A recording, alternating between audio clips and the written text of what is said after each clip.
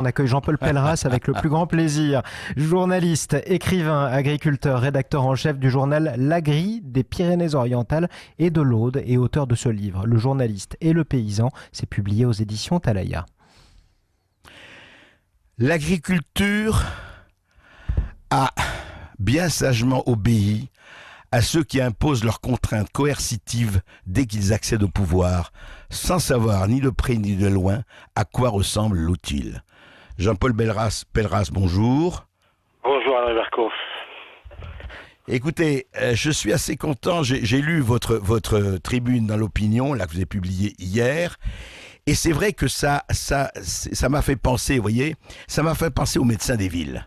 Vous voyez, vous avez le même, c'est-à-dire les médecins qui disent, attendez, vous, conseiller scientifique, vous, mandarin, vous, sachant, vous, expert, vous dites, voilà ce qu'il faut faire, voilà les protocoles, voici ce qu'il faut attendre, voici laisser ceci et cela. Pour le Covid-19.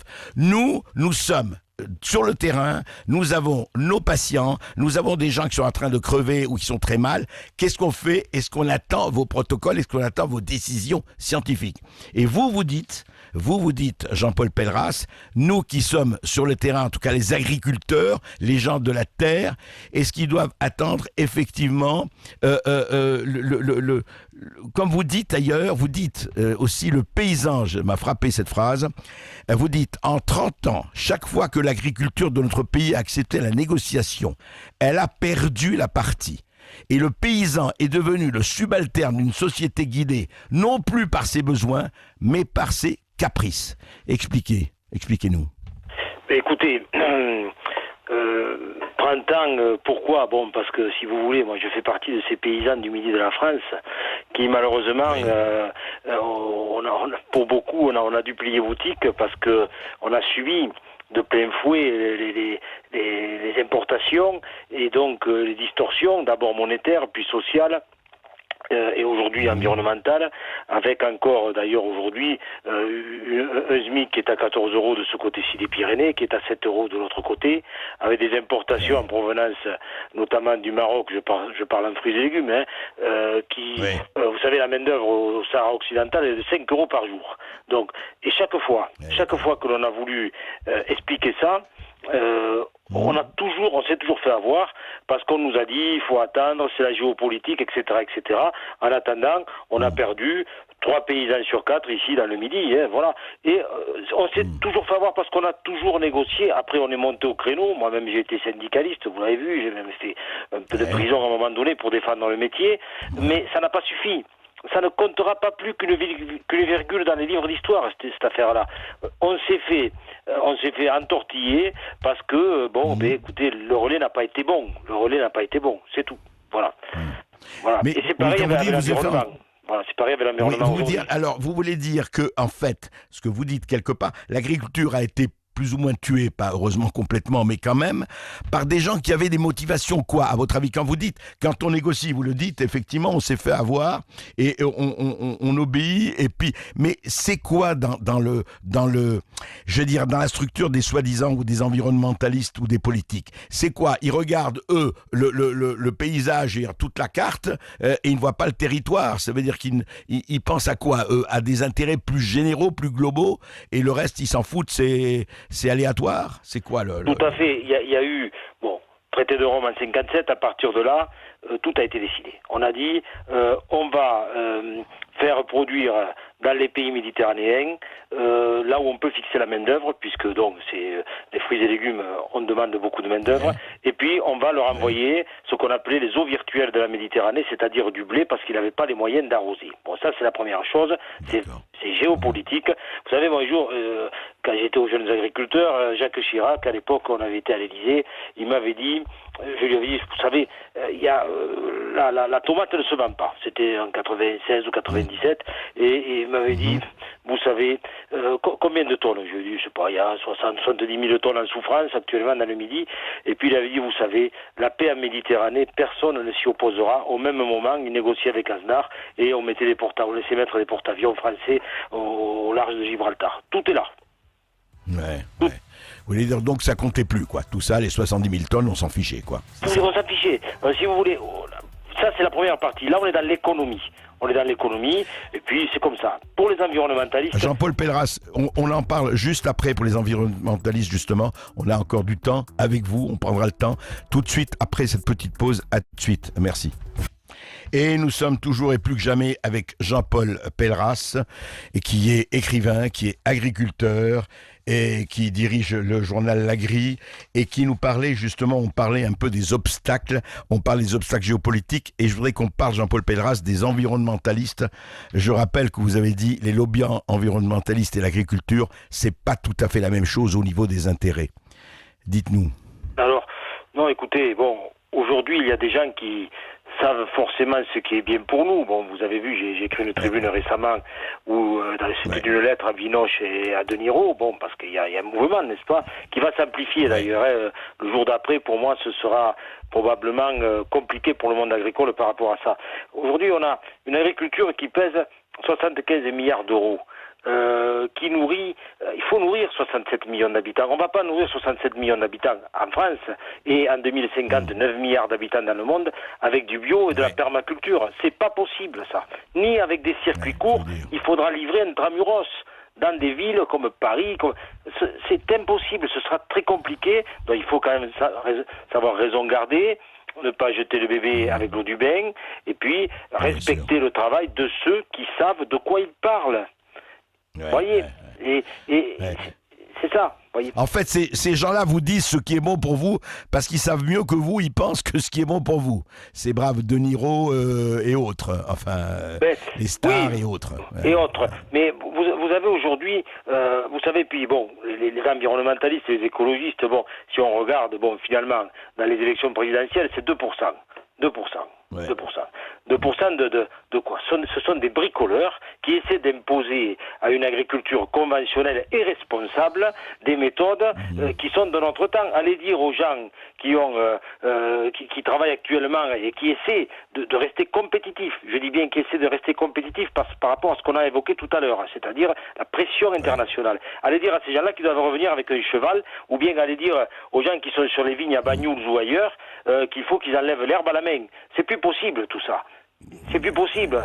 On va pas revenir au Moyen-Âge. Donc, si vous voulez, il faut quand même, je pense que messieurs Hulot, Jadot et consorts, depuis leurs immeubles parisiens, qui prennent une pioche, une bêche, s'ils savent ce que c'est, et si jamais ils l'ont déjà utilisé, et qui viennent un petit peu sur le terrain. Et là, alors, nous en reparlerons. Je suis sûr qu'au bout d'une heure, ces types-là, ils iront chercher une machine à dos et se mettront à désherber. Voilà où on en est. Oui, s'ils se mettent à désherber, absolument. Mais c'est quand même formidable. Et pourquoi, dites-moi, il y a eu quand même beaucoup de révoltes, de mouvements, effectivement, chez les agriculteurs. On le sait très bien, que ce soit une coordination, un syndicat et autres. Et on a l'impression, effectivement, on sait très bien ce qu'était l'agriculture en France. Je ne dis même pas au temps de la Révolution, mais encore il y a un siècle, il y a 50, 60 ans, et on sait ce que c'est qu'aujourd'hui. Mais aujourd'hui, on a bien vu, écoutez, avec le Covid et le confinement, que heureusement, qu'il y avait des gens qui nous nourrissaient. Heureusement qu'il y avait des gens qui étaient là. Et effectivement, est-ce qu'on a vraiment besoin d'aller exporter, importer de Chine ou d'ailleurs des choses qu'on peut trouver en France? Alors on va me dire les prix, tout. Comment quand on vous dit ça, quand on vous dit oui, mais c'est trop cher, etc., etc. Qu'est-ce que vous répondez, Jean-Paul Pelleras? Les gens qui disent oui, mais allez-y. C'est trop cher. Alors déjà, il faut tenir compte des intermédiaires, il faut voir ce que gagne, il faut se poser la question. Si on est passé de 10 millions d'agriculteurs juste après la guerre à 400 000 tout juste aujourd'hui, cette érosion, elle est bien imputable à quelque chose. Elle est imputable au fait que l'agriculteur ne gagne plus sa vie. N'est-ce pas? Voilà. J'ai d'ailleurs eu l'occasion d'échanger directement avec Canet, avec Guillaume Canet là-dessus. Il m'avait appelé. Bon, je trouvais un petit peu, quelquefois, peut-être un peu maladroit, hein, le film.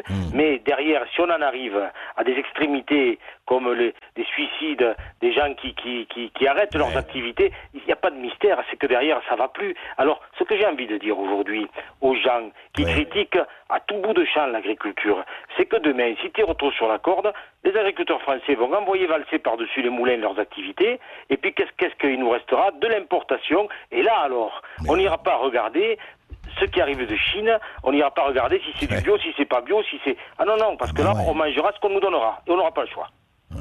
On l'a vu déjà avec les accords avec le Mexique et l'Argentine, hein, sans parler du Vietnam, les libres-échanges. Tout à fait.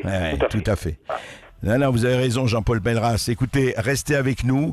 On va parler avec vous, avec les auditeurs de Sud Radio, parce que c'est trop important pour ne pas, effectivement, traiter le problème au fond. À tout de suite, après les informations.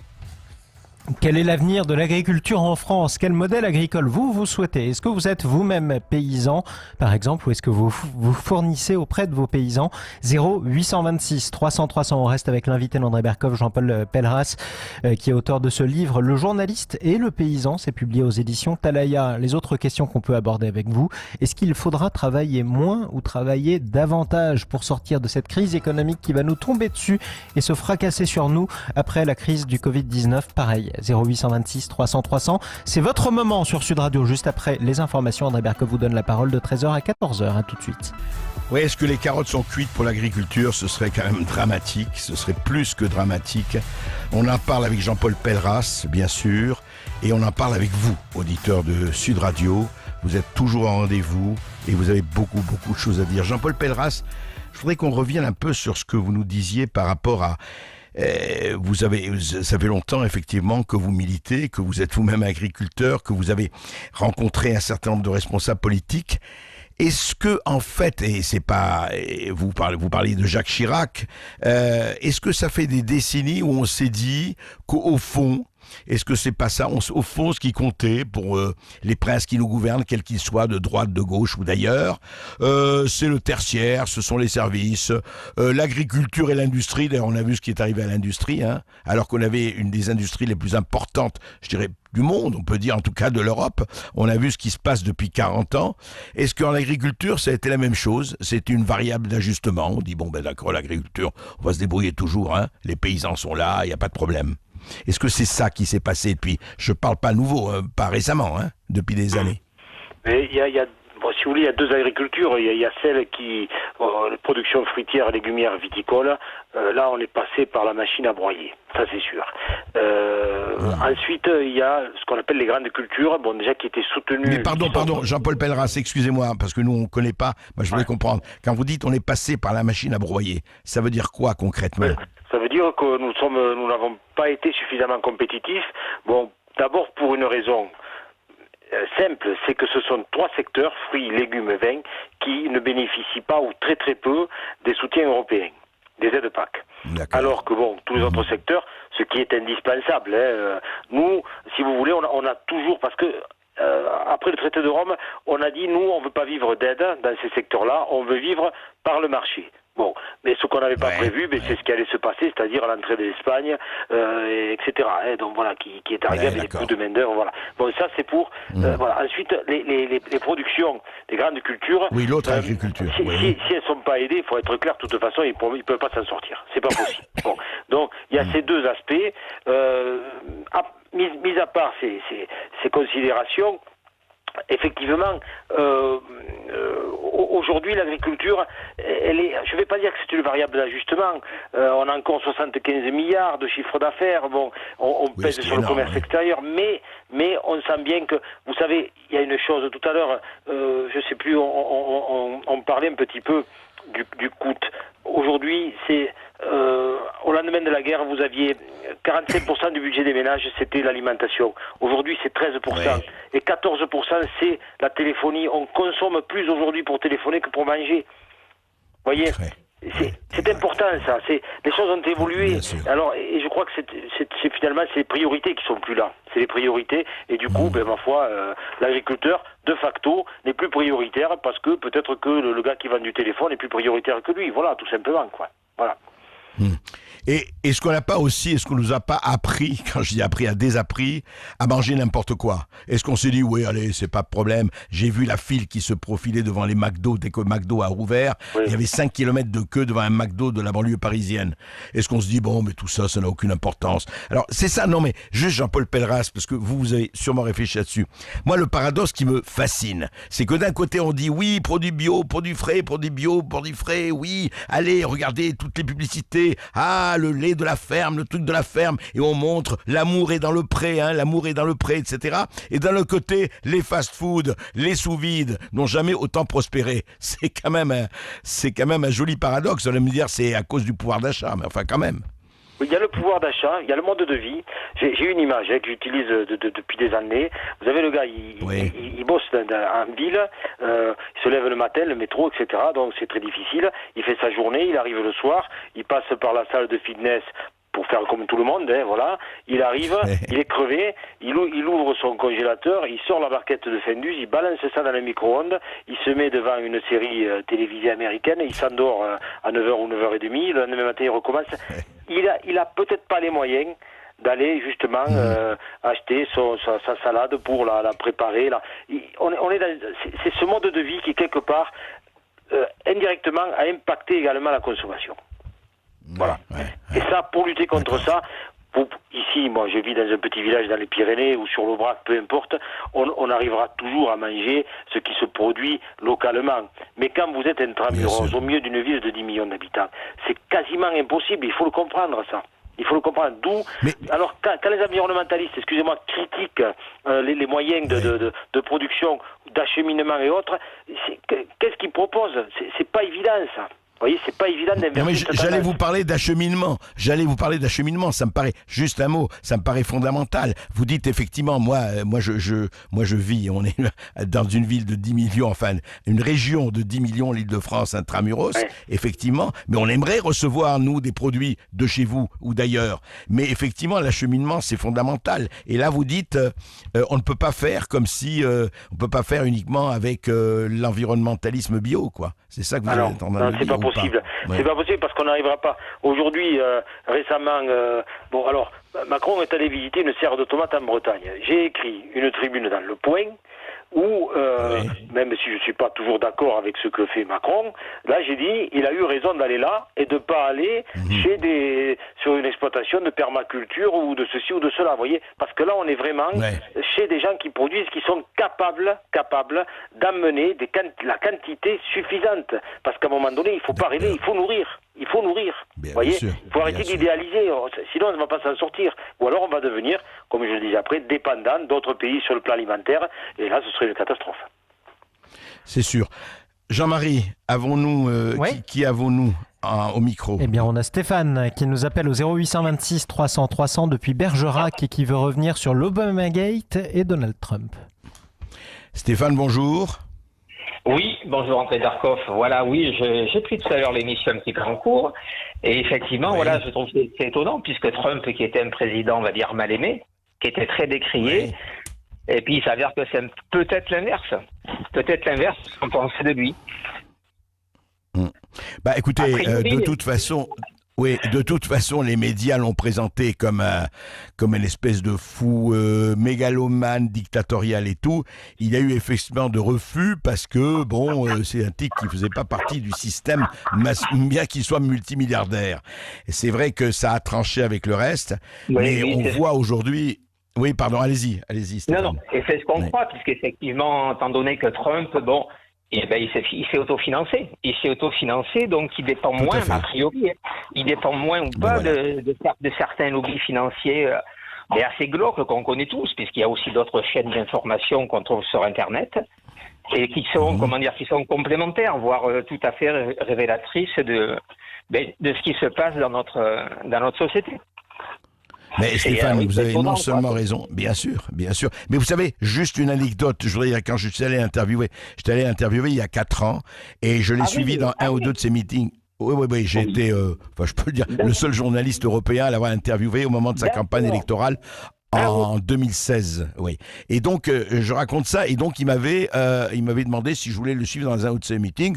Je suis allé à Mississippi, en Alabama, vous voyez, où beaucoup de gens ne vont pas. Ils restent à New York, à Los Angeles. C'est comme les gens à Paris qui viennent à Paris ou à Bordeaux et qui ne voient pas la France, l'autre France, enfin. Et donc, simplement, par rapport à ce que vous me disiez, c'est étonnant. Je discutais avec des gens qui assistaient au meeting et je leur demandais, vous gagnez combien? Là, me disait, moi, $1 500, l'autre $2 500. L'autre $2 000, $3 000. Enfin, c'était dans ces eaux-là. Et moi, je leur dis, mais attendez, je comprends pas. Vous gagnez ça et vous suivez un multimilliardaire, mais je comprends pas. Il me dit, mais justement, monsieur, c'est parce que lui, il ne sera ni acheté ni vendu, il n'en a pas besoin. Vous voyez, c'est très exactement ce que vous me dites. Voilà. Et dans sa campagne, Trump a été aussi élu, puisque dans sa campagne, j'ai revu quand ils se retrouvaient tous ensemble, il leur dit bien, moi, je ne suis pas corrompu, ou tout au moins, on va dire, moins corrompu, dans la mesure où moi, je m'autofinance. Je ne dépends d'aucun lobby. Et après, c'est étonnant. Moi, j'ai redécouvert un peu tout ça il y a des chaînes Internet assez sympathiques, quoi, hein, et raisonnables, et qui étayent, bien sûr, que vous devez connaître naturellement, et qui étayent, bien sûr, tout leur dire, hein. Ce ne sont pas des gens révolutionnaires ou autres, mais qui étayent. C'est une autre information, et c'est vrai qu'il faudrait des fois inviter aussi des gens à... Voilà. Donc, c'est un plaisir de vous écouter, puisque vous êtes une des rares personnes qui apporte un autre son de cloche ou voilà. On essaye. Merci. C'est très intéressant. Merci en tout cas. Vous faites partie sur Sud Radio, que j'écoute Sud Radio depuis très longtemps, donc Brigitte Mahé, mais vous faites partie effectivement des chroniqueurs et peut-être, j'ai envie de dire, encore un des vrais journalistes. Et c'est pas complaisant du tout, c'est ce qui me semble voir et ressentir et entendre. C'est gentil. Merci Stéphane. Autre écoute, et merci à vous, vraiment. Antoine nous appelle au 0826 300 300 depuis Toulouse. Bonjour Antoine. Bonjour. Oui, je voulais revenir sur les agriculteurs, là. Parce que j'ai l'impression qu'il y a quelques contradictions de ce que dit Monsieur Pelleras, je crois, qui parle du traité de Rome et par extension Maastricht, j'imagine. Mais qui dit en même temps que les agriculteurs ne pourraient pas vivre sans les subventions de l'Union européenne. Donc j'aimerais savoir pourquoi tous les agriculteurs ne se liguent pas contre l'Union européenne et font en sorte d'en sortir pour pouvoir en plus maîtriser plus facilement leur agriculture. Et aussi dire que moi ça m'énerve un peu d'entendre les agriculteurs qui critiquent ceux qui consomment. Parce que les agriculteurs, ils ont des terres, faut pas l'oublier. Les terres, elles vont prendre de la valeur d'ici quelques années, ça ils le savent. Et ils passent quand même pas mal de temps à râler. Donc quand on râle, pour moi, c'est qu'on a la santé de râler. Et au lieu de dépenser de leur énergie à aller faire des manifestations, il ferait mieux de se liguer, se réorganiser et ne pas compter sur la FNSEA pour contrôler leur agriculture. Alors que tout le monde sait très bien que la FNSEA, c'est des vendus, quoi. Donc j'aimerais bien savoir ce qu'il en pense. Et dernière chose, c'était par rapport à la campagne d'aide pour les agriculteurs qu'il y a eu pendant le confinement. Moi, j'y suis allé voir parce que je suis au chômage depuis novembre et je me suis inscrit, j'étais prêt à bosser. Sauf que quand on voit les annonces et le salaire qui est exposé, en gros, il faut faire le travail du proprio, il faut tout faire. Et on est payé 8 euros même pas net. Et on attend toute la journée. Ouais, de l'heure, et on entend toute la journée qu'il faut rester chez soi pour pas attraper le coronavirus, pas risquer. Et derrière, on nous met des annonces où il faut bosser 10 heures par jour, faire 40 km par jour, parce que les champs, évidemment, ils sont pas en ville, ils sont à l'extérieur. Et on nous paye 8 euros de l'heure. Donc j'aimerais bien savoir pourquoi les agriculteurs ne motivent pas les gens pour être payés plus, pour les aider. Et après, on va dire que les Français, c'est des feignasses qui veulent pas travailler, tout ça. Je suis désolé. Mais les agriculteurs sont pleins de contradictions et il ferait mieux de faire le ménage chez eux avant d'insulter les gens qui les font vivre, quoi. Alors, écoutez, plusieurs questions, effectivement. Jean-Paul Pelleras va vous répondre. Monsieur Pelleras, allez-y. Oui. C'est à vous. Oui, bon, déjà, pour le moment, on n'a insulté personne, enfin, du moins, moi, je pense. Ce que je voudrais dire à cet auditeur, c'est que, je suis fils d'ouvrier. Il y a, avec mon frère, dont nous avons monté l'entreprise il y a une quarantaine d'années, de toutes pièces, en partant de rien. Et nous sommes arrivés à monter 13 hectares de serre, 50 hectares de plein champ. Nous avons employé 120 permanents. Et puis un beau jour, l'Espagne est arrivée avec la compétition que l'on sait, le moins-disant social, c'est-à-dire que aujourd'hui en Espagne, si vous allez travailler en Espagne, vous n'allez pas encaisser 8 euros de l'heure. En Espagne, vous allez encaisser beaucoup moins, 4 euros, voire, je sais pas, de toute façon, bon, écoutez, voilà un petit peu déjà le ressenti. Et suite à ça, j'ai déposé le bilan. Imaginez un petit peu, on est parti de rien, on avait monté quelque chose de conséquent, j'ai déposé le bilan, et je suis devenu journaliste et écrivain. Bon, il a bien fallu que, ma foi, j'essaye de trouver d'autres solutions pour nourrir ma famille. Aujourd'hui, quand vous dites que les agriculteurs devraient se retourner contre Bruxelles, de toute façon, il faut bien se dire que malgré les aides, ils ne s'en sortent pas. Si aujourd'hui, je vais vous donner un exemple simple, en production de pêche et de nectarine, nous produisions ici, il y a 10 ans en arrière, en France 400 000 tonnes. Nous n'en produisons plus que 180 000. Dans le même temps, en Espagne, parce qu'il faut tenir compte de la compétitivité, en Espagne, ils sont passés de 400 000 tonnes à 1 600 000 tonnes. Si ça continue, c'est bien simple, dans 5 ans, ça aussi je l'ai écrit dans le point il n'y a pas longtemps, dans 5 ans, les agriculteurs français auront disparu. Et là alors, je suis désolé, mais enfin, vous aurez beau aller taper à la porte pour trouver du boulot, même à 8 euros, vous n'en trouverez pas parce qu'ils n'en auront plus à offrir. Voilà, en gros, voilà. Et puis si Bruxelles ne donne plus rien, et bien que Bruxelles ne donne plus rien, mais ça ira encore plus vite. Voilà.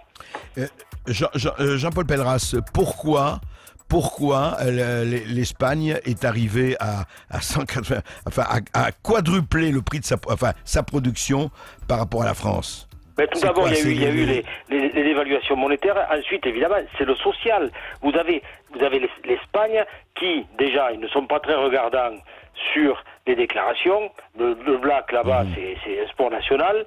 Vous avez le SMIC qui, encore jusqu'à l'an dernier, était moitié moins élevé qu'en France, et vous avez aujourd'hui les normes environnementales. En France, on emmerde les agriculteurs pour un oui ou pour un non. En Espagne, je suis désolé, nous sommes pourtant en Europe, mais les normes environnementales ne sont pas du tout les mêmes. Vous pouvez faire ce que vous voulez, vous pouvez aller désherber, vous pouvez aller passer les produits que vous voulez. Je veux dire, on ne va pas venir vous contrôler comme on contrôle en France. Et ça crée des distorsions. Ça crée des distorsions. Jean-Paul, on va parler de la FNSEA aussi, restez avec nous, et vous aussi, on va reparler de tout ça avec les auditeurs de Sud Radio, à tout de suite. Et oui, dans tous mes états, effectivement, dans tous mes états et dans les terres, effectivement, qu'est-ce qui se passe exactement? Jean-Paul Pelleras, il y a une question que pose Lionel Lopez sur Twitter. Voici ce qu'il dit. Il dit, mais c'est l'Europe qui crée cette situation. À 8 euros de l'heure, qui va aller trimer dans les champs? En Espagne, les tomates ne sont pas à 6 euros le kilo comme en France. Est-ce que c'est aussi un problème de prix, Jean-Paul Pelleras? Écoutez, je pense qu'elles sont pas à 6 euros comme en France, mais pour avoir été producteur de tomates dans une autre vie, je peux vous dire que ce qui doit rester aujourd'hui aux producteurs se situe aux alentours de 1 euro. Donc, là, il faut aller voir du côté des distributeurs et des intermédiaires, n'est-ce pas? C'est l'éternel problème. C'est pareil pour ceux qui fabriquent des chaussures ou ce que vous voudrez. Bon, voilà. Donc, il faut voir ça. Et aujourd'hui, pourquoi est-ce que, justement, le producteur français est tellement contraint? C'est parce qu'à un moment donné, il voit arriver de la tomate qui arrive elle, à 50 centimes, voire des fois 30 centimes quoi, de l'importation. Vous le disiez, hein, on est à 5 euros par jour au Sahara occidental aujourd'hui. Donc tout ça, si vous voulez, c'est un jeu de domino finalement, et puis les pièces tombent les unes derrière les autres, quoi. Voilà. C'est ça, effectivement, concurrence sauvage totale, et voilà, il se passe. Tout à fait. Là, le fond du problème, quand vous dites sauver l'agriculture française, c'est le thème un petit peu de votre émission.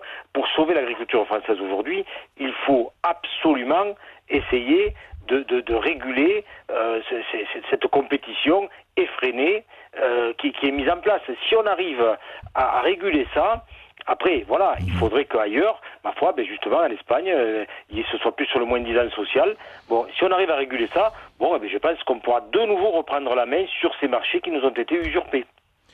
Et qu'est-ce que vous dites quand notre auditeur dit, attendez, la FNSEA, vous êtes derrière, enfin, il y a la FNSEA, mais la FNSEA, il les a carrément qualifiés de vendus.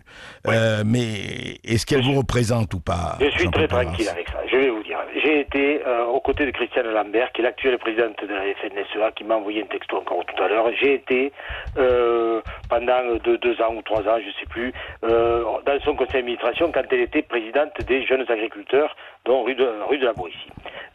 J'ai entretenu, et elle pourra vous le dire, une dissidence, parce que justement je faisais partie de ces agriculteurs du midi de la France qui essayaient de se battre contre ce diktat un petit peu politique qui ne nous reconnaissait pas, n'est-ce pas? Et j'ai même demandé la démission de Luc Guyot à l'époque, alors que Luc Guyot demandait à ce qu'on poursuive les agriculteurs qui avaient déversé des marchandises en provenance d'Espagne. Évidemment, je faisais partie de ces agriculteurs-là. Bon, pour vous dire, je suis tranquille avec ça. Quand j'ai dû dire merde aux gens de la FDSEA et du CNJA, je l'ai dit, je l'ai dit. Maintenant, c'est comme en politique. Vous savez, je suis très attaché à l'obligation de résultat. Pour moi, on peut regarder un peu sur tous les partis, un peu sur toutes les obédiences, un peu sur tous les syndicats. Il y a du bon et du mauvais partout. Il faut prendre le bon. Et puis après, quand ça va pas, il faut savoir le dire. Et je crois que vous avez compris que je ne me gênais pas pour le dire. Tout à fait. Et il faut positiver, mais rester lucide. Jean-Marie. 0826 300 300, on part dans la Loire. On retrouve Jean sur Sud Radio. Bonjour Jean. Bonjour André, bonjour Jean-Marie, bonjour à votre invité, merci de me donner la parole. Alors j'aurais une question déjà à vous féliciter premièrement pour la qualité de vos émissions, hein. Ça vous le savez, mais surtout pour l'intervention que vous avez passée tout à l'heure, l'enregistrement audio entre monsieur Biden, c'est ça ? Biden et le président ukrainien. Ça c'est génial de le faire. J'aimerais savoir si vos concurrents de BFM-VC, là je les appelle comme ça, l'ont diffusé, ainsi que les autres, qui mentent sans arrêt et qui disent jamais la vérité. J'aimerais savoir si ceux-là l'ont diffusé, s'ils ont l'intention de le diffuser, parce que ces gens-là sont toujours à charge contre Trump, évidemment. Et ça, c'est assez déplorable. Et je ne sais pas, moi, il faudrait leur demander. Oui, vous allez leur demander hein, s'ils l'ont diffusé, s'ils ont l'intention de le faire, parce que, bon, ça suffit. Hein. Vous savez, ces gens-là, ils pourraient entrer dans le studio avec une casquette Macron sur la tête, ça ne poserait pas de problème. Hein. Ils sont complètement accoutumés au système, ils sont payés par le système, ils sont subventionnés par le système, d'ailleurs. Et à partir de là, on peut s'attendre, effectivement, à des informations objectives. Voilà. À chacun ses préférences. Hein. Chacun ses préférences. Moi, il y a longtemps que j'ai fait mes choix. Hein. Parce que là, vraiment, c'est une honte. Une honte. En tout cas, bravo de l'avoir fait et continuez de diffuser ces documents qui sont vraiment des faits, des réalités incontestables. Ouais. Merci. Par ailleurs, concernant votre invité, là, moi, quand je l'entends parler de tonnes, ça me gêne, quoi. Quand j'entends parler de paysans qui nous nourrissent, ça me gêne aussi. Parce que ce sont les animaux, entre autres, qui nous nourrissent. Ce sont celles vivantes qui nous nourrissent. Quand ils parlent de tonnes, ce sont des poissons, ce sont des êtres vivants. Mais là, on n'entend jamais parler, on n'entend jamais remercier les animaux, d'ailleurs. Personne ne remercie les animaux. On remercie les paysans, effectivement, qui font un bon boulot. Moi, je suis fils de vigneron. Hein. Oui. En Bourgogne, hein, voilà, donc c'est la vigne, hein, c'est autre chose. Mais sinon, les animaux, on les entend toujours traités de produits, de tonnes, de tonnage, de marge, de conditions d'élevage abominables d'ailleurs. Moi, je ne comprends pas comment on peut traiter le vivant de cette façon-là, ne pas avoir de respect pour lui, ne pas avoir de reconnaissance pour lui. Excusez-moi, c'est pas un paysan qui me nourrit, c'est l'herbe. C'est la salade ou c'est la carotte qui me nourrit. Donc c'est pas le paysan, d'accord, il est là pour la faire pousser. Parce que vous êtes végane vous-même je suis pas végan, je suis végétarien. D'accord. Non, mais je vais vous dire, je comprends très bien votre point de vue, mais ça c'est un point de vue, comment vous dire, je diverge avec vous là-dessus, je fais un bémol, disons, pour dire que vous dites les animaux. Mais bien sûr, d'abord, je crois que les paysans, quand même, on peut pas dire qu'ils maltraitent leurs animaux. En tout cas, beaucoup s'en occupent très bien. Mais surtout, et d'autres peut-être très mal aussi, c'est clair. Mais je veux dire, qu'est-ce que c'est que le problème avec la nature ? C'est que la nature, les animaux, eux, ils ne se préoccupent pas de vous nourrir ou pas. Eux, ils se nourrissent. Et ils ont raison, c'est leur problème. Leur problème, c'est la nourriture. Et après, ils nous nourrissent pour ceux qui aiment effectivement la viande ou le fromage ou ceci ou cela. C'est une question effectivement de divergence, mais je veux dire, c'est surtout une question de choix et je crois qu'il faut rester très ouvert là-dessus. Moi, je respecte tout à fait les dilections de chacun, mais ceux qui aiment la viande, je respecte aussi leur droit d'aimer la viande. Mais Jean-Paul Pelleras, répondez par rapport aux paysans et aux animaux, peut-être. Ce serait intéressant de vous entendre. Oui. Mais j'en déduis que l'unité de mesure préférée de ce monsieur, c'est l'hectolitre, puisqu'il était vigneron, donc il faut bien que chaque production ait son unité de mesure. Voilà, c'est tout. Donc aujourd'hui, ce sont les tonnes pour les fruits et légumes, c'est les tonnes pour la viande, c'est comme ça. Bon, je crois que je pense qu'on a d'autres questions à se poser, franchement, que celles des unités de mesure à l'époque où nous vivons, quoi. Tant que nous pourrons avoir des unités de mesure et quelque chose à mettre en face, ce sera bien. Voilà. Bien sûr, mais on va reparler de tout ça parce que je voudrais aussi qu'on reparle des animaux, mais qu'on reparle de l'agriculture en général parce que ça reste un problème extrêmement aigu et surtout chez nous.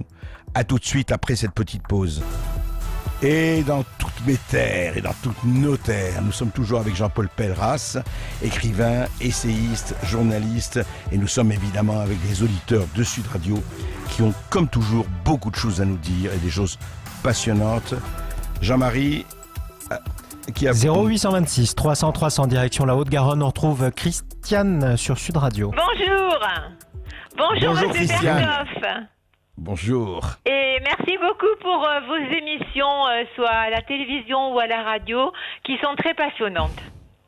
Merci. Voilà, moi Merci je à voulais vous. dire que j'ai beaucoup déménagé par des relations professionnelles de mon époux, et soit en Sologne, et là je me trouve à 20 km dans la Haute-Garonne, à 18 km de Toulouse, mais j'ai une belle ferme, un éleveur traditionnel qui habite Sainte-Gabelle et qui vend de la bonne volaille, des bons canards gras, des bons poulets, des œufs tout frais. Et c'est Arrêtez, je vous envie, arrêtez. Arrêtez, je vais avoir une... Mais je vais crever de faim, là, si vous continuez comme ça. Non. Je vais vous faire un petit Allez-y, colis allez-y. parce que vous le méritez. C'est Et gentil. donc, je suis native des Hautes-Pyrénées et autour de Tarbes aussi, c'est pareil, il y a des grands marchés. Et j'ai toujours été élevée dans ces valeurs culinaires pour essayer d'être un peu proche de la nature et surtout d'avoir des papilles gustatives. Et car je ne fume pas, donc elles sont assez développées. Parce que je dirais que les gens qui fument ne trouvent pas trop la différence entre un bon poulet de grain ou autre et puis toutes ces marchandises qui viennent de toute la planète là. Et moi j'ai différencie.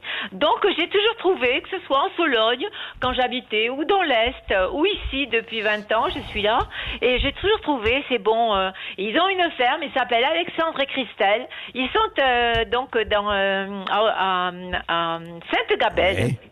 Et c'est un élevage, mais alors fait dans des conditions remarquables et une hygiène aussi, que ce soit à la ferme, c'est vraiment et des produits délicieux.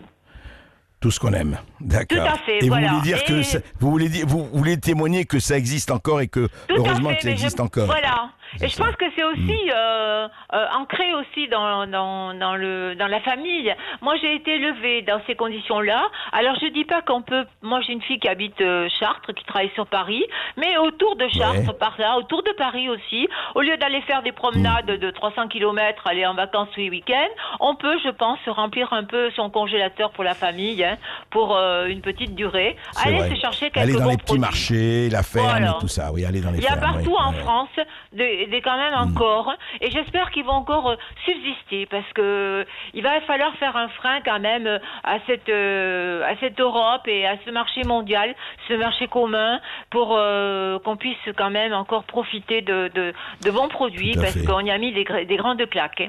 Et j'ai rigolé tout à l'heure au monsieur qui vendait du vin avec ses hectolitres qu'il a oublié de nous dire. Il parlait des kilos ou des tonnes. Mais lui aussi, ça en tout faisait cas, Christine. des tonnes. Christine, oui, tout le monde en fait des tonnes. Mais Christine, je vais vous dire une chose, conservez le truc, il faut que vous continuez à ce que vos papilles fassent de la résistance. Ça, c'est fondamental. Hein. Elles l'ont toujours fait. Alors c'est parfait. Justement, Jean-Paul Pelleras, mais ce que dit Christine, est-ce que le problème, il n'est pas là? Est-ce qu'il n'y a pas aussi, alors il y a une différence fondamentale, et d'ailleurs certains de mes correspondants l'ont dit, est-ce qu'on ne traite pas de façon totalement inégale? Alors il faut évidemment de l'agroalimentaire, il ne s'agit pas de dire les petites fermes c'est bien, l'agroalimentaire c'est pas bien, mais est-ce qu'il n'y a pas peut-être une répartition qui devrait être légèrement différente l'agroalimentaire, les gens de l'agroalimentaire, et je suis d'accord avec vous, il ne faut pas dire oui c'est fini parce que comment on va ravitailler, il faut ravitailler, mais est-ce qu'il n'y a pas des équilibres à retrouver entre les fermes dont parlait Christine et l'agroalimentaire? Est-ce qu'il n'y a pas un déséquilibre? Il y a un déséquilibre physique, mais est-ce qu'on ne devrait pas peut-être travailler là-dessus? Oui, bien sûr. De toute façon, les choses doivent évoluer. Après, il y a un contexte économique, encore une fois. Vous savez, je le disais à Guillaume Canet quand j'ai échangé avec lui il y a quelques mois en arrière, on ne change pas de modèle comme ça. C'est compliqué. Vous avez, par exemple, le gars qui a une boulangerie, il ne peut pas au lendemain d'ouvrir une boucherie. C'est pas possible. Il y a des frais engagés. Le problème, c'est le coefficient d'adaptation. Nous avons aujourd'hui tous sur nos exploitations, ou les agriculteurs ont sur leurs exploitations, engagé des frais. Quelquefois, c'est un peu irréversible parce que le modèle est irréversible et qu'il faut quelquefois une voire deux pour arriver à s'adapter. On va. Cette dame a très bien expliqué ce qu'elle ressentait. Elle l'a fait avec, je dirais, beaucoup de sympathie, de bonne humeur. C'est bien. Voilà, mais il ne faut pas imposer. Il faut petit à petit suggérer. C'est ce qui avec le courant environnementaliste, c'est que c'est systématiquement coercitif. Ce sont des normes imposées, souvent inadaptables et inadaptées. Ça marche pas comme ça. C'est beaucoup plus compliqué que ça. Mais il faut y aller. Et puis surtout, il faut essayer de garder notre leadership national. Essayer d'être, de pouvoir vendre ce qu'on produit déjà ici et essayer d'importer moins pour reprendre les marchés. Voilà, et à partir de là, vous verrez que ça ira beaucoup mieux.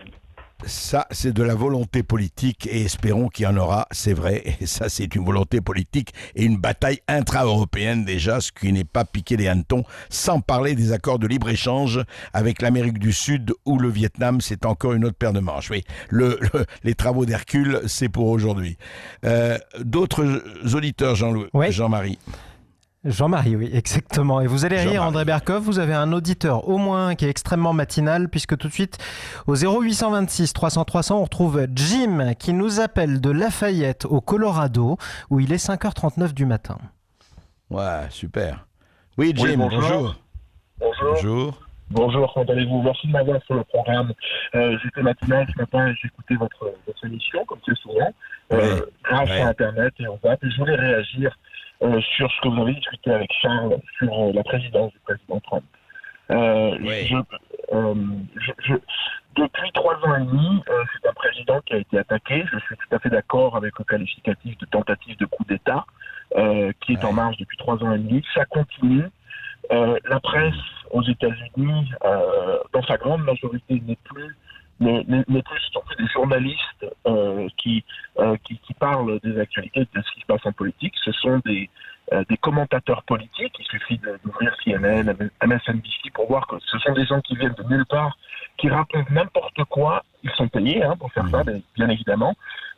Qui racontent n'importe quoi et qui ont diabolisé le président Trump depuis 3 ans et demi, et même avant. Le président Trump a parlé au début de la campagne de Deep State, d'État profond, de Drain the Swamp, vider la mare. Et maintenant, 3 ans et demi, je pense que la population, et je l'espère, et que mon entier aussi, va se rendre compte qu'en fait, il avait raison. Parce que la désinformation est au quotidien aux États-Unis sur toutes les chaînes de télévision, avec des qualificatifs et des mots qui sont utilisés pour décrire le président qui sont inacceptables. Il suffit de regarder les briefings qu'il fait sur le coronavirus, etc. C'est un président qui est attaqué. Et ce n'est pas qu'aux États-Unis, dans la bande de ceux qui essayent de faire un coup d'État, il y a aussi les pays européens, certains autres pays au niveau international, qui parlent tous de la même voix pour critiquer la politique de l'administration américaine parce que ça les dérange. Donald Trump est arrivé comme un chien dans un jeu de quilles. Oui, exact, absolument. Je suis d'accord avec vous. Jim, moi, j'ai une question à vous poser, justement. D'abord, merci de nous appeler vraiment du Colorado. Ça nous fait très plaisir et que vous soyez justement matinal, pour nous. Quand même, la question, écoutez, moi, qui ne suis pas un perdreau de l'année, je me rappelle du Washington Post et du New York Times considérés comme vraiment des archétypes du journalisme sérieux, d'enquête, de vérification, etc. Et CNN était pas mal, je vous parle d'il y a 20 ans, ou 30 ans. Aujourd'hui, c'est, comme vous dites, ces espèces de feuilles idéologiques de propagande, quelles qu'elles soient. Comment vous expliquez que ça ait basculé comme ça, alors que c'était, encore une fois, des journaux de référence ou des presses de référence? Qu'est-ce qui s'est passé pour que ça devienne ça? Il s'est passé 8 ans d'administration Obama, où l'administration et le sentiment dans le pays, au niveau politique, était qu'on allait raconter aux gens ce qu'on avait envie de leur raconter. C'est une entreprise colossale de lobotomisation totale de la population, et ce n'est pas que dans les médias, c'est dans les écoles aussi. C'est pas les idées que j'ai entendues, mais si vous voyez les choses qui sont imposées à des enfants de 8 ans, où on demande à des enfants ce qu'ils pensent du président Trump, des enfants de 7 ans, 8 ans, uniquement pour que le corps professoral sache de quoi on parle à la maison, c'est impressionnant. Et je voudrais parler d'une chose qui m'inquiète beaucoup, parce que je suis français, je suis toulousain d'origine, je suis aussi maintenant citoyen américain. Une chose qui m'inquiète énormément, que je suis en train de voir venir, c'est qu'est-ce qui va se passer au niveau des élections. Ils ont commencé à dire qu'avec le Covid-19 qui a frappé les États-Unis, il va y avoir une vague en automne, qu'on ne peut pas pouvoir faire les élections en personne, qu'il va falloir voter par la poste. Et ça va être la magouille ultime pour les démocrates pour essayer de reprendre le pouvoir. Le vote par la poste, et j'aimerais dire à tous les auditeurs qui ne savent peut-être pas, aux États-Unis, il n'y a pas de carte d'électeur. À chaque fois que des départements de la il n'y a pas de carte d'électeur, ça n'existe pas. Ça n'existe pas. Vous allez voter en montrant un permis de conduire ou n'importe quoi qui a votre nom.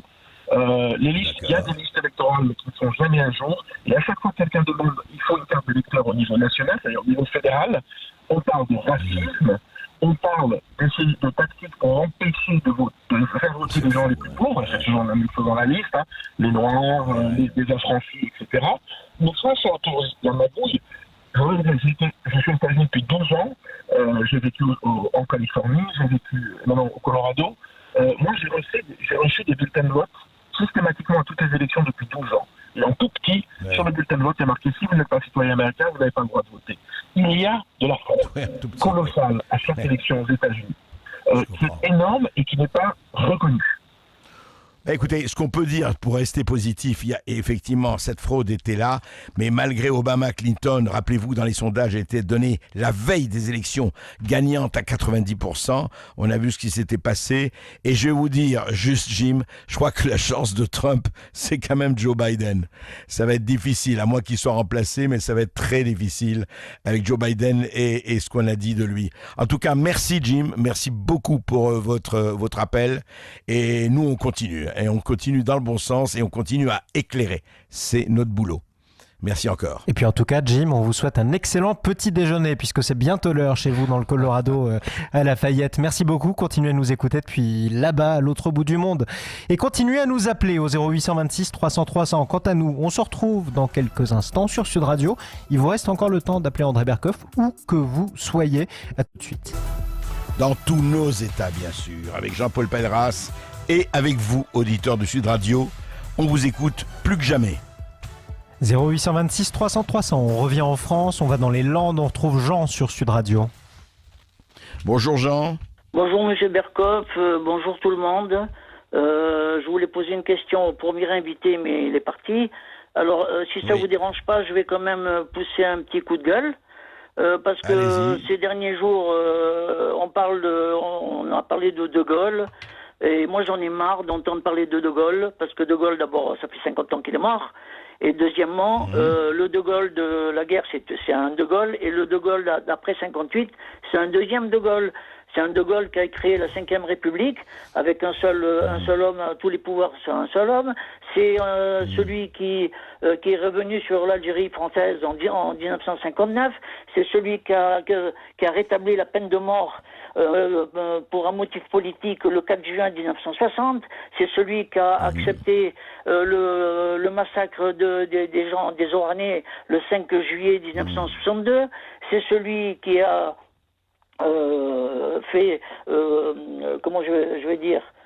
qui a fusillé le lieutenant-colonel Bastien Thierry, lieutenant de Jean. Non, mais il faut que ça sorte, monsieur Berkoff. Il faut que ça sorte, parce que j'en ai marre d'entendre parler de gens. On critique Macron. Bien sûr, moi, le premier, je le critique. Mais qu'on veuille dire que non, il est plus petit que Macron, qu'il rentre pas dans son costume, ça me fait rigoler. En 1963, il a fait fusiller un homme qui était un homme extraordinaire.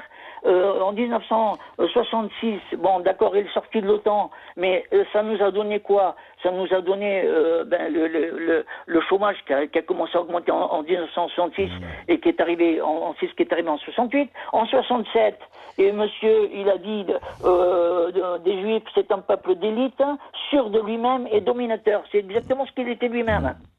Donc, vous voyez, ça m'énerve qu'on veuille se référer à des hommes dont on connaît même pas vraiment l'histoire. Alors, vous savez très bien que c'est comme la Lune, il y a une face éclairée et il y a une face cachée. Non mais Jean, je comprends très bien, il faut que ça sorte et vous avez tout à fait et le droit de vos opinions et surtout aussi et le droit de les exprimer. Mais vous avez dit vous-même quelque chose, je crois qu'aujourd'hui, vous avez dit De Gaulle, il est mort il y a 50 ans.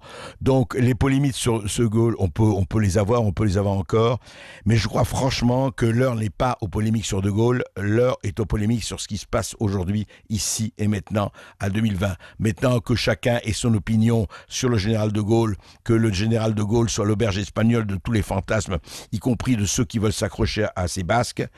Moi, personnellement, je n'oublierai jamais le général de Gaulle de 1940 et du 18 juin, qui a été quand même un très, très grand homme. Mais au-delà de ça, vous savez, aujourd'hui, Jean, qu'est-ce qui se passe aujourd'hui? Moi, je trouve passionnant, et on le fait à Sud Radio, on le fait partout, et avec vous, c'est les problèmes d'aujourd'hui. Alors, on pourra toujours, c'est l'histoire, elle est revue, elle est revisitée, on peut en parler pendant des heures, c'est vrai, et c'est important, et votre ressenti est important, je le respecte, et il n'y a pas là-dessus de jugement de valeur. Mais je pense qu'il est plus important aujourd'hui de profiter des leçons du passé pour parler de ce qui passe aujourd'hui, parce que la situation, franchement, elle est assez préoccupante, je dirais pas grave, pour voir ce qui se passe aujourd'hui, Jean. Donc, voilà. Mais vous avez dit ce que vous avez dit sur De Gaulle, d'autres diront tout à fait autre chose, et c'est très bien comme ça. Ça s'appelle la liberté d'expression. 0826 300 300. On remonte à Paris, on retrouve Charles sur Sud Radio. Oui, bonjour Charles. Oui, bonjour Monsieur Berkoff. Oui, comme disait l'auditeur précédent, tout le monde n'est pas tout blanc ou tout noir, mais moi je voulais revenir au présent, réagir au monsieur qui était aux États-Unis, au Colorado. Il parlait des journalistes, il parlait de l'affaire qui allait se produire là-bas. Et donc, moi je voulais encourager les journalistes en France à un peu taper du poing sur la table. Vous êtes dedans, c'est votre métier. Vous essayez de le faire. Il faut à un moment donné faire sortir les affaires. Il faut faire de l'investigation. Vous êtes un contre-pouvoir en fait. Des fois, ça fait un peu. Vous n'aimez pas trop qu'on dise ça. Si, mais moi, ça devrait être un contre-pouvoir, oui, absolument. Ouais. Mais Charles, il y en a qui le font, non? Il y a quand même des gens qui le font, ça. On n'est pas... Il y en a qui le font. Il y en a qui le font, heureusement. Alors, il y en a qui le font pas, mais... Il y a vous, il y a Natacha Polony, que j'aime beaucoup, je suis pas un grand lecteur. Oui, sans doute. Non, mais bon, je voulais parler de l'affaire, de Charles Pratt que vous avez invité il y a quelques temps. Donc j'ai regardé la commission d'enquête. C'est quand même effarant. Vous savez, Obama va risquer d'aller en prison peut-être, mais il y a sur cette affaire des aides sociales, il y a des têtes qui peuvent tomber. Et donc il y a les directeurs des CAF, des sécurités sociales, etc., des politiques qui nient l'évidence, comme Macron a fait un déni sur les masques. C'est un côté affligeant. Et donc voilà, vous savez, il y a valeur actuelle. Faut taper dans les journaux de droite, du coup, pour cette histoire-là. Donc à valeur actuelle, il y a Figaro, où vous êtes un peu anticonformiste, il y a Sud Radio, CNews. Il faut bourriner sur sortir les papiers et dire la vérité, parce que quand on regarde cette commission d'enquête, Charles Pratt, c'est... c'est vrai que c'est renversant et hallucinant ce qu'il dit, c'est vrai. Mais c'est des histoires de 20 milliards, 30 milliards, 40 milliards d'euros tous les ans. C'est pas n'importe quoi. Bien sûr. Non, mais je vais vous dire, tout ça est là. Ce qui est très bien, c'est qu'il y a les journaux, la presse, la radio, un certain nombre de gens, et heureusement, ils sont quand même importants, nombreux, qui essayent de faire leur boulot, en tout cas, le plus de bon sens et le plus honnêtement possible. Et puis, il y a les réseaux sociaux. Moi, je défends les réseaux sociaux. Il y a évidemment le meilleur et le pire, mais aussi, on apprend beaucoup de choses dans les réseaux sociaux. Et là, je me retourne vers le citoyen que vous êtes. Chacun doit apporter sa pierre. Il faut regarder, il faut se dire, on n'est pas simplement, vous savez, dans l'impuissance servie, où on dit voilà, oui, écoutez, moi je peux rien faire. Chacun peut faire à sa manière, je dis pas grand-chose, mais chacun à sa manière, à son niveau, là où il est, peut faire quelque chose. Moi je plaide en permanence pour dire ne baissez pas les bras, où que vous soyez et qui que vous soyez. C'est le plus important. Au-delà même de l'esprit critique, c'est fondamental. Donc essayons d'aller un peu plus loin. Je ne sais pas si on a le temps, je ne pense pas d'avoir un autre auditeur. Hélas, non, André Berkoff, parce que le temps file. Oui, alors je voudrais simplement remercier Jean-Paul Pelleras de sa contribution, et on refera des choses ensemble parce que, effectivement, sur le problème de l'agriculture, de la terre et puis le reste, tout est lié en fait, tout est lié. Merci à vous tous. Merci Jean-Paul Pelleras. Je rappelle que vous êtes journaliste, vous êtes écrivain, vous êtes agriculteur, rédacteur en chef de l'Agri des Pyrénées-Orientales et de l'Aude, et que vous êtes auteur de ce livre, Le journaliste et le paysan. C'est publié chez Talaya. Merci André Berkoff. On vous souhaite... Jean-Marie, je rappelle que vous prenez la relève, et vous prenez glorieusement la relève demain et après-demain, et moi je reviens lundi. Voilà. C'est ça, exactement. Je ne sais pas si ce sera glorieux, mais on va essayer en tout cas. Voilà, on vous souhaite un beau pèlerinage du coup et un excellent pont pour la fin de semaine. Quoi qu'il en soit, on vous retrouvera lundi à midi en direct sur Sud Radio. La journée, elle continue à l'écoute de Sud Radio juste après les informations comme chaque jour. Vous retrouverez Brigitte Lahaye de 14h à 16h. Portez-vous bien.